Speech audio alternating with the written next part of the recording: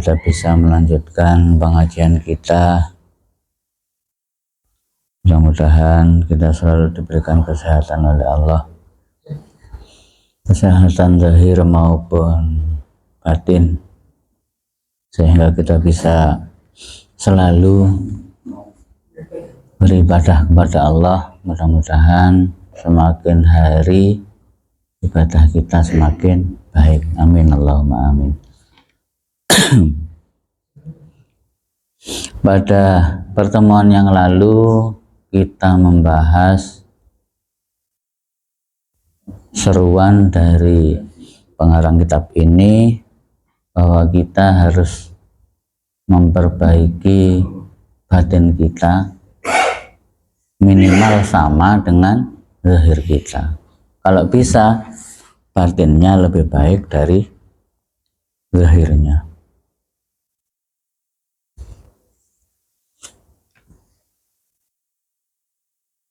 Yang terakhir kemarin ada sebuah doa dari Rasulullah, Allahumma ja'al sarirati khairan min alaniyati waj'al alaniyati salihah.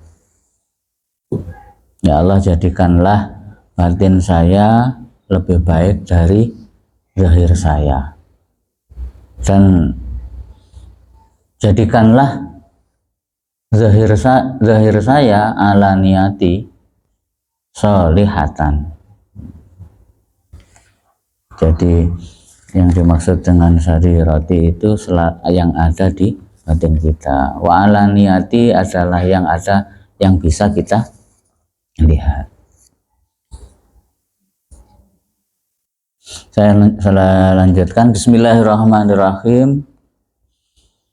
Wa alam anna manidda'a anna lahu sariratan amirah wa kana qad kharaba alaniyatuhu bitarki ta'ati zahirah fahuwa muta'in kadzab. Ketahuilah bahwa apabila ada seseorang yang mengaku batin saya sudah baik, batin saya sudah banyak ibadah, tetapi dia meninggalkan zahirnya itu tidak baik atau tidak dia mengaku batinnya udah baik tapi kenyataannya zahirnya tidak baik, fahuwa muda'in kadzab. Maka orang seperti itu adalah orang yang hanya mengaku-ngaku bohong.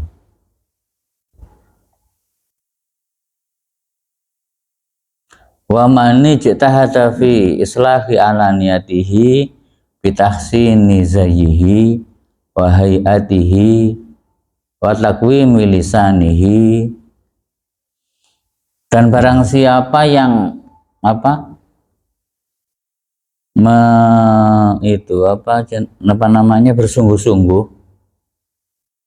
bersungguh-sungguh memperbaiki luarnya, bitahsini zayyihi seperti dengan memperbaiki tampilannya, wahayatihi dan tingkah lakunya, wa taqwimi lisanihi dan berusaha lisannya dibagus-baguskan, wa wazni harakatihi fi qu'udihi wa qiyamihi, jadi duduknya, berdirinya, tingkahnya itu ditata baik, wa masyihi dan jalannya.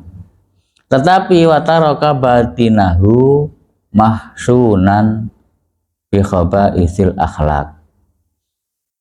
Jadi kalau ada seseorang yang hanya zahirnya yang ditata, omongannya ditata, tingkahnya ditata, tetapi batinnya tidak, batinnya tetap bi khabaisil akhlak, dengan akhlak-akhlak yang jelek, fahuwa min ahli tasannu'i wa riya'il mu'ridina anil maula. Nah, kalau orang seperti itu katanya adalah orang yang hanya mengaku, waria dan hanya ingin dilihat. Sebenarnya al-mu'ridina anil maula, ada orang seperti itu sebenarnya adalah orang yang berpaling dari Tuhannya. Jadi yang pertama tadi diterangkan kalau ada orang yang mengaku batinnya baik tapi kenyataannya zahirnya jelek, nah itu hanya mengaku-ngaku saja. Terus seperti apa ya sebaiknya? Sama, dan orang yang batinnya baik ya mesti keluarnya baik ya. Kemarin seperti yang saya contohkan yang pernah disampaikan oleh Imam Al-Ghazali, fa iyyaka ya akhi antastura syai'an law dhahara linnasi kunta tastahyi min zuhuri hayaan yansa'u min khaufil istiqbah.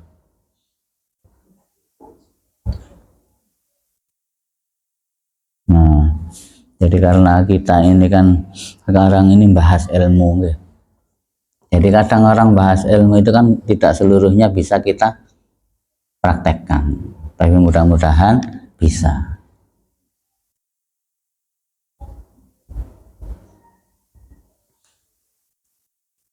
Fa iyyaka ya akhi, maka berhati-hatilah wahai saudaraku, antastura syai'an lau zahara linnasi kunta tastahyi. Jadi menurut pengarang kitab ini, jangan sampai kita menutupi apa yang seandainya barang yang kita tutupi itu terbuka, maka kita akan malu. Min zuhuri hayaan. Malu karena apa ya? Karena yang sedang kita tutupi itu barang yang jelek. Nah, kalau ini tingkatannya sudah tingkat tinggi, ya. Tapi yang penting kita tahu. Siapa tahu nanti kita bisa mencapai di posisi ini. Qala ba'dul arifin, dawuh sebagian orang-orang yang al-arif, la yakunu sufiyyu sufiyan hatta yakuna bi haitsu law tifa bi jami'i ma fi batinihi ala tibkin bisuki mastahya min zuhuri syai'in minhu fa'il lam takdir anta ja'ala sarirataka khairan min alaniyatik. Nah, ini ada sebuah dawuh dari golongannya ulama-ulama yang al-arif, la yakunu sufiyan, jadi orang sufi itu belum dikatakan dia itu sufi hatta yakuna bi haitsu lauti fajami amal fabni. Jadi maksudnya tuh seandainya apa yang ada di hatinya itu kok dibuka, kemudian dibeber, ditalam, kemudian dikelilingkan di pasar, mastahya min zuhuri syai'in minhu, maka orang itu tidak akan malu. Ya karena apa? Ya karena memang tidak ada yang jelek. Tapi maksudnya orang-orang yang tingkatan ini jeleknya baiknya itu sudah tidak ada pengaruhnya. Karena orang-orang seperti ini tidak melihat penilaian dari manusia, tapi yang dilihat hanya penilaian dari Tuhan. Wa illam takdir, dan apabila engkau tidak mampu anta ja'ala sarirataka khairan min alaniyatik, seandainya kita tidak mampu membuat batin kita itu lebih baik dari zahir kita, fala aqalla, jangan sampai lebih sedikit. Artinya jangan sampai batinnya itu lebih jelek, minimal sama. Fala aqalla min antusawiya bainahuma, jadi jangan sampai lebih sedikit dari kesamaan. wa yakunu imtisalu kali amrillah wa jadinabu kali nahyihi wa ta'zimu kali hurumatihi wa musara'atuka fi mardiyati fil khala'i wal mala ala haddin sawa'in. Wa yakunu imtisalu kali amrillah, jadi kita mengerjakan perintah Allah, wajidina bukali nahyihi, dan kita meninggalkan larangan Allah, wa ta'zimuka li hurumatihi, jadi seluruh ibadah kita itu fil khala'i wal mala'i, baik itu sepi maupun rame, jadi di saat kita sendirian, di saat kita banyak orang, sama, ala haddin sawa, pada posisi yang sama. Maksudnya yang sama gimana? Sama antara zahir dan batin. Nah ini bisa kita, nah umumnya kalau orang yang tidak dalam posisi itu kan dibalik nih. Kalau banyak orang baik, kalau tidak dilihat orang, nah itu maksudnya.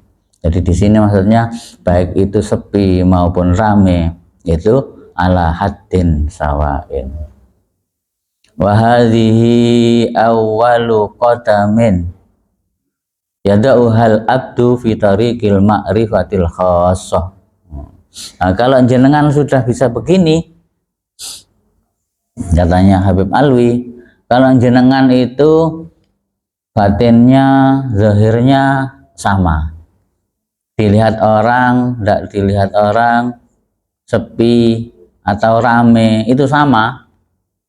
Kalau sudah bisa begitu, maka jenengan itu sudah masuk di tahapan awal fi tariqil ma'rifatil khassah. Nah, maka jenengan itu sudah masuk di golongannya orang-orang yang makrifat. Nggih. Jangankan makrifat nggih. Kita fikih saja belum tuntas nggih. Nah, yang penting kan kita tahu. Sambil belajar yang luar, kita belajar yang dalam. Fa'lam zalika wabillahi taufiq. Alam, maka ketahuilah bizalika, dengan tadi itu, jadi kita mampu berbuat zahir dan batin itu sama atau lebih baik, baik sepi maupun rame, itu adalah wabillahi taufik, seluruhnya tidak ada lain adalah berkat pertolongan dari Allah. Faslun, sebuah pasal baru, wa alaika bi imarati auqatika bi wazaifil ibadat. Nah ini bab baru lagi dari bab yang lama. Apa ada yang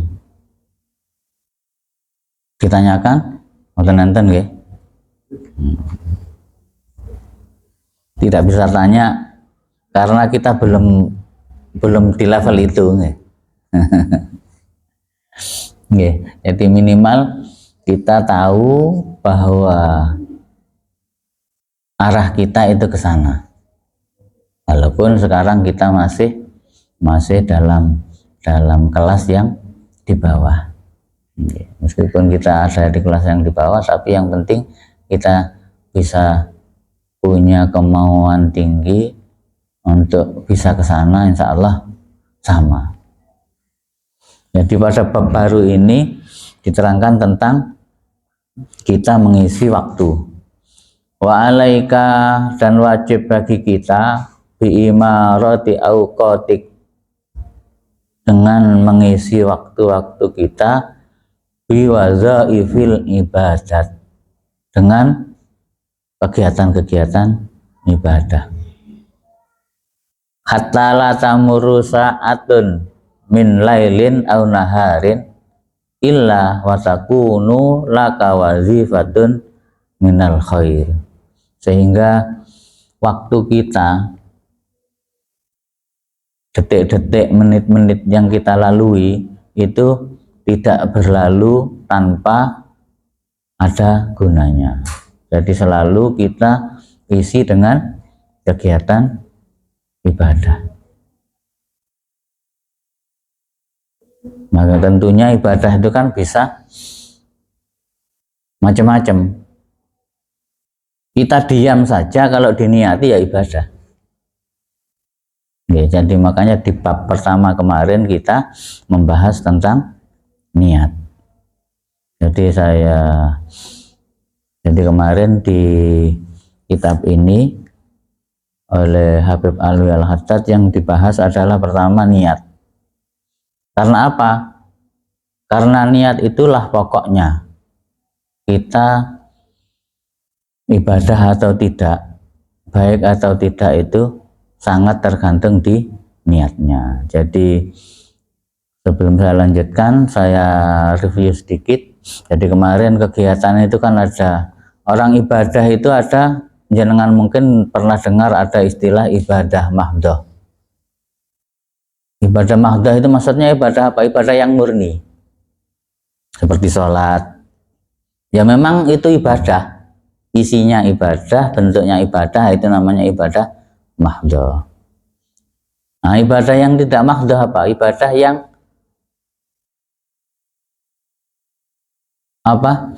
zahirnya itu bisa berubah-ubah, seperti jenengan silaturahmi.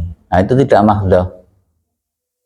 Bentuknya seperti apa? Monggo tergantung jenengan sendiri atau beramai-ramai atau itu namanya ibadah yang ghairu mahdhah. Ada kalau itu ibadah. Nah, kalau ibadah jenengan harus diniati dengan baik, ya mesti jadi ibadah. Jadi makanya kemarin innamal a'malu binniyat wa innamal likulli imri'in ma nawa. Nah, ada lagi kegiatan itu yang bukan ibadah.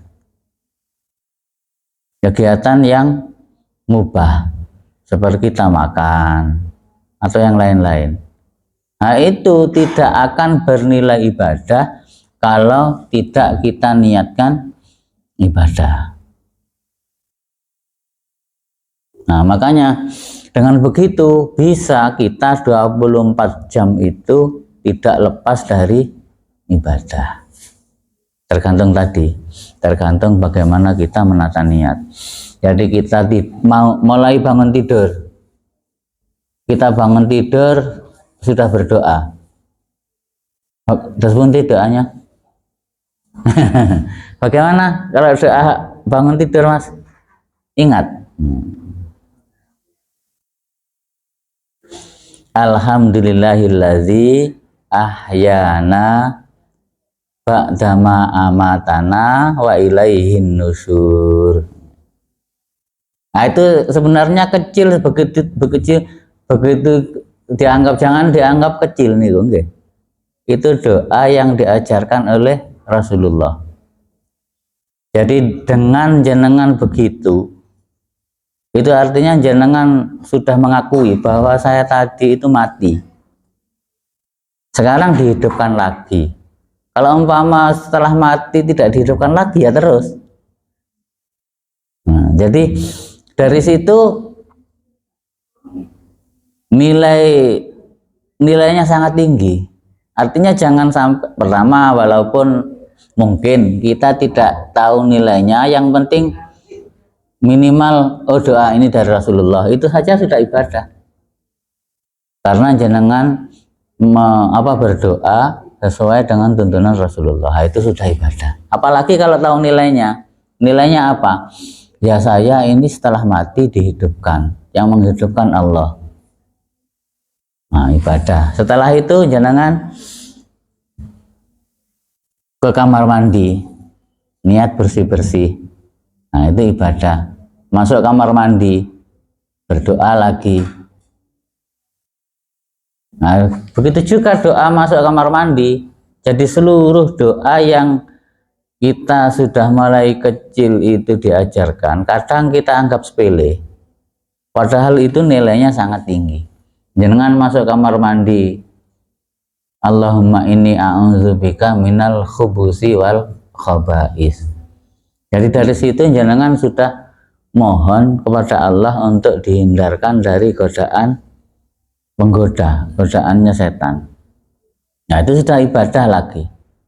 Jangan, artinya dengan berdoa seperti itu, kita, pikiran kita, batin kita, inti insya Allah tertolong dengan berdoa seperti itu. Saking jenengan tidak bisa lihat. Seandainya jenengan bisa lihat, dengan jenengan berdoa itu berapa setan yang lari, yang akan menggoda jenengan itu tidak jadi. Saking jenengan tidak bisa lihat. Habis itu keluar dari kamar mandi, alhamdulillahilladzi apa doanya? Ya Allah, alhamdulillah yang telah menyehatkan saya. Nah, jadi karena jenengan tadi sudah buang air itu kan buang penyakit. Nah, setelah itu wudhu. Okay. Jenengan wudhu. Nah, itu seluruhnya ibadah. Nah, nanti mudah-mudahan nanti satu saat akan saya bacakan sebuah kitabnya Imam Al-Ghazali. Di situ jadi antar mulai orang bangun pagi sampai mau tidur lagi itu diisi dengan seluruhnya ada ibadah. Jadi itu habis itu kita wudhu, kita sholat subuh. Habis sholat subuh kita keluar rumah. Nah, itu harus diniatkan juga, tergantung niatnya. Ya Allah, saya niat bekerja sebagai kewajiban saya untuk mencukupi anak istri saya, ibadah. Jadi jenengan talabul halal itu bahkan ada didawuhkan Rasulullah, talabul halali faridatun. Jadi jenengan mencari barang yang halal itu fardu. Jenengan keluar rumah niat bekerja menafkahi anak dan istri, na'udzubillah, umpama jenengan tertabrak meninggal, jenengan syahid. Karena apa? Sedang memenuhi kewajiban. Nah, makanya jenengan nanti harus ditata itu. Jadi jenengan akhirnya seluruh waktunya itu tidak lepas seluruhnya ibadah. Ya memang tujuannya itu. Tujuannya kita diciptakan ya untuk ibadah. Jadi sesuai dengan bab yang baru ini, bahwa jangan sampai waktu-waktu kita berlalu tanpa kita melakukan ibadah. Hatta la tamuru sa'atun minal laili aw naharin illa wa takunu laka wazifatun minal khair wa tastaghriquha fiha fa bidzalika tazhuru barakatul awqat wa tahsulu faidatul umur.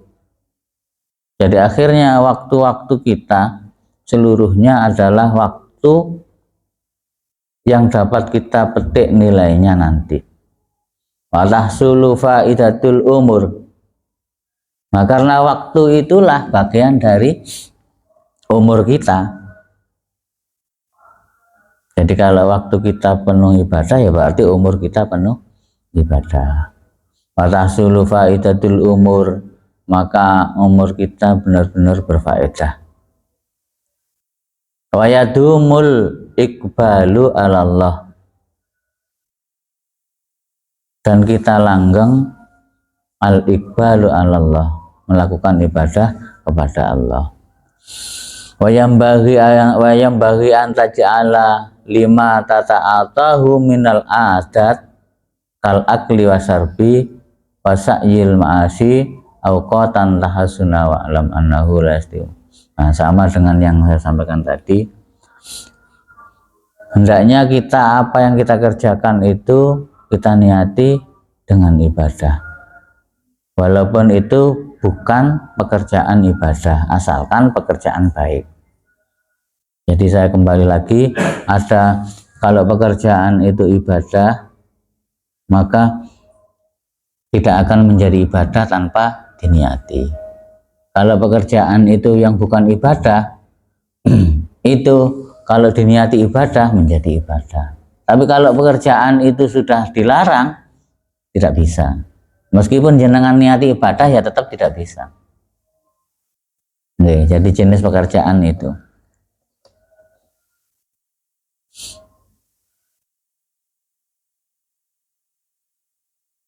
Wa alam annahu la yastaqimu ma'al ihmal halun wa la yasluhu ma'al irfali amrun. Jadi sesuatu itu tidak bisa tidak bisa kita lepas tanpa kita kendalikan. Jadi tadi itu, kalau waktu kita kosong, kalau kita tidak niati ya kosong, tidak ada gunanya. Tapi kalau waktu kosong itu jenengan niati, contohnya, jadi jenengan posisi sekarang ini, setelah sholat maghrib, meskipun jenengan nganggur, tapi niat menunggu sholat isya, per detik waktu jenengan itu dinilai sholat. Itu artinya mengapa kita tidak boleh membiarkan waktu kosong. Jadi jenengan umpama antar sholat kepada sholat itu jenengan niat, jenengan setelah sholat maghrib. Ya meskipun kadang ngopi di depan, gitu. Tapi kalau niat jenengan niatkan saya di sini niat nunggu isya, nah itu waktu jenengan itu diganjar sholat. Waktu jenengan itu diganjar. Itu maksudnya mengapa kita tidak boleh membiarkan berlalu tanpa kita niati. Harus jenengan niati. Jenengan setelah sholat subuh keluar rumah, ya niatnya bagaimana? Ya Allah, saya niat nunggu zuhur. Sambil nunggu zuhur saya ke kantor. Sambil nunggu zuhur saya ke pasar. Sambil nunggu zuhur saya ke rumah saudara. Nah itu kalau jenengan niatkan begitu, artinya jenengan itu memang berniat waktu yang jenengan siapkan itu nunggu perintah, nunggu panggilan Allah yang 5 waktu itu. Di antaranya diisi dengan pekerjaan yang itu sunnah maupun mubah yang diniatkan. Nah itu waktu jenengan diganjar sholat. Yang dawuh begini siapa? Rasulullah. Jadi orang yang satu sholat berniat nunggu sholat berikutnya, nah, makanya jenengan nanti begitu, jangan pergi ke kantor niati begitu. Ya Allah, saya ini sebenarnya nunggu zuhur, cuma saya ke kantor dulu. Nah itu tergantung niatnya. Kalau niatnya jenengan begitu, kedengaran azan langsung lompat. Karena sudah ditunggu mulai subuh zuhurnya itu.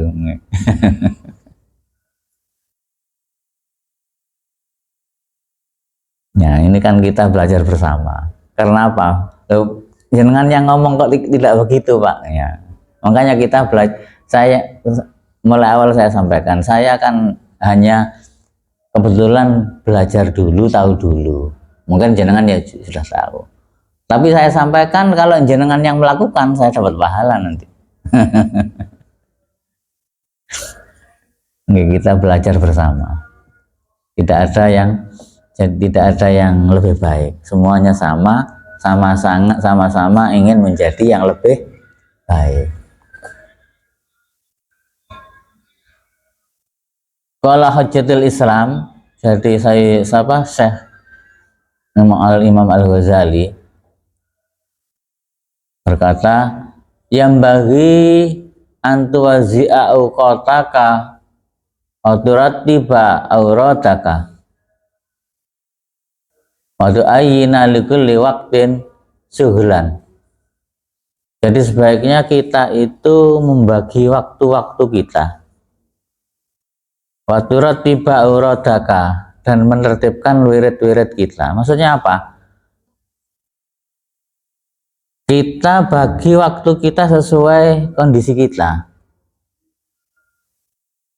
Maksudnya sesuai kondisi kita apa? Ya Allah, saya masih membiayai anak sekian. Nah, berarti kan waktunya yang banyak harus kerja.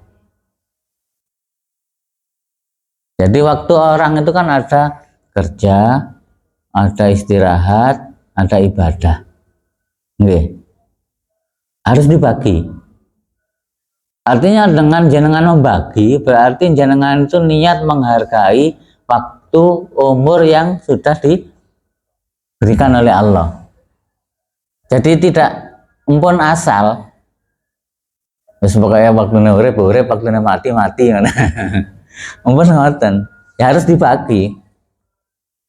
Nah, terus kok kondisinya sekarang, ya Allah, sekarang saya sudah putra, semuanya sudah berkeluarga. Kemudian yang saya makan tiap hari sudah ada pensiunan. Nah, berarti kan meskipun di waktunya itu tidak ada pembagian untuk kerja, kan aman. Berarti saya 24 jam ibadah, ya Allah. Nah, maksudnya itu begitu. Jangan itu harus dibagi. Saya jam sekian kerja, jam sekian istirahat, jam sekian. Nah, karena kondisinya kurang sehat, jam sekian istirahat pun diniati. Nah, itu maksudnya. Jadi itu harus dibagi, katanya Imam Ghazali. Kita harus membagi waktu-waktu kita dengan baik sesuai dengan kondisi kita. Kemudian waktu ratiba auradaka, dan kita harus menertibkan wirid kita. Nah, ini nanti ada dijelaskan di belakang. Utama yang jelaskan ini Habib Alwi Al-Haddad. Jadi setiap orang itu harus punya wirid. Insya Allah pernah saya sampaikan nggih. Apa wirid itu? Wirid itu adalah amalan sunnah, amalan baik, utamanya amalan sunnah yang kita buat pegangan. Nggih, pernah saya sampaikan nggih. Apalagi kalau itu dapat ijazah, nah itu lebih baik. Ya kayak dulu zaman Rasulullah sampai terompahnya Sayyidina Bilal kedengaran di surga. Kemudian Rasulullah ditanya, ya kebetulan Sayyidina Bilal itu punya wiritan setelah wudhu mesti sholat 2 rakaat. Nah, jangan harus punya begitu, harus punya wiritan. Apalagi, nah itu utamanya memang dari kalau secara umum ya dari hadis-hadis Rasulullah itu. Secara khusus ya dari guru, karena guru kan lebih tahu apa pasnya yang saya buat wiritan. Nah itu namanya wirid. Nah wirid pun katanya Imam Ghazali harus diatur. Kapan kita wirid berat, kapan kita wirid ringan, itu maksudnya. Mengapa begitu? Biar tidak bosan. Jenengan sholat itu juga wirid. Umpama jenengan punya niat, saya niat wirid sholat 2 rakaat sebelum subuh. Itu sudah wiridan saya. Mulai sekarang sampai saya meninggal. Umpama itu namanya wirid. Jadi wirid itu sesuatu amalan sunnah yang dibuat pegangan. Nah, kalau wirid itu boleh dikodok. Umpama jenengan tadi sudah begitu, sudah punya wiritan, saya ingin saya jadikan 2 rakaat sebelum subuh itu wiritan saya. Kok andalalah jenengan itu kebablas, tahu-tahu sampai setelah wiritan sudah setelah sholat subuh berjamaah. Setelah jenengan sholat subuh berdiri 2 rakaat niat ngodok itu boleh. Makanya jenengan kadang jangan kaget, ada orang setelah sholat asar kok berdiri, katanya gak boleh sholat asar. Nah kalau jenengan seperti itu boleh. jenengan kok punya kebiasaan sebelum asar itu salat qobliyah, kemudian tidak sempat sehingga buru jamaah langsung dapatnya jamaah, tidak dapat qobliyahnya asar, padahal jenengan sudah tiap hari, sudah jenengan niati terus. Itu jenengan boleh ya qadha. Setelah salat asar berdiri 2 rakaat niat salat qobliyah asar. Itu boleh. Makanya kadang ada yang begitu nggih. Nah itu kalau ada jangan kaget loh, katanya kok setelah asar nggak boleh salat 2 rakaat. Nah, kalau salat yang ada sebabnya boleh, termasuk tadi orang yang sudah punya wiridan salat kemudian tidak ada waktunya diqadha setelahnya boleh. Oke, itu saja, kita sambung di pertemuan minggu depan. Wallahu a'lam bishawab, mudah-mudahan bermanfaat. Assalamualaikum warahmatullahi wabarakatuh.